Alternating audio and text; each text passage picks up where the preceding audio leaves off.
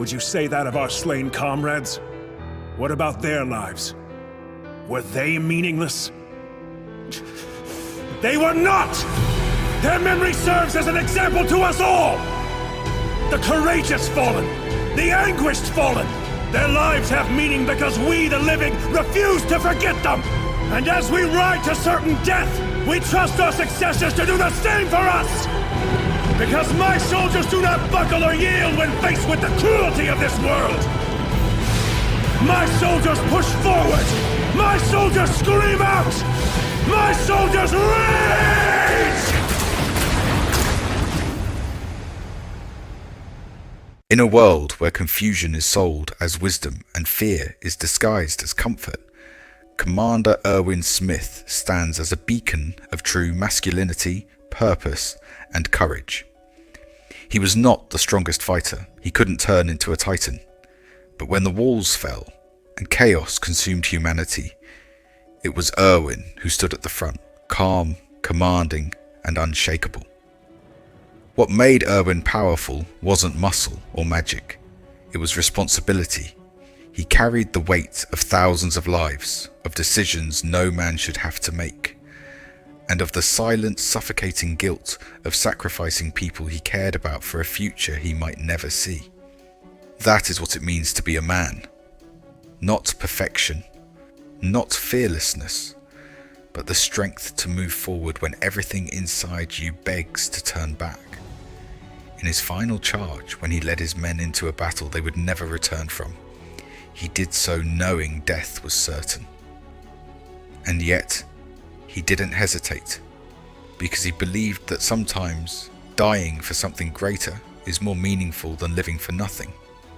That belief, that unshakable resolve, is what separated Erwin from the rest.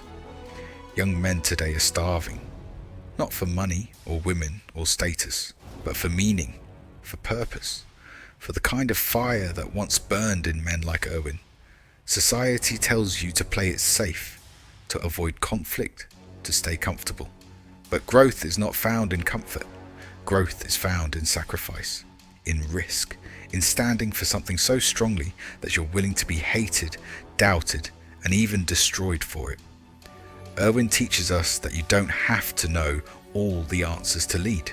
Sometimes you lead simply because no one else will. You bear the pain not because you're immune to it, but because someone must carry it. That's masculinity.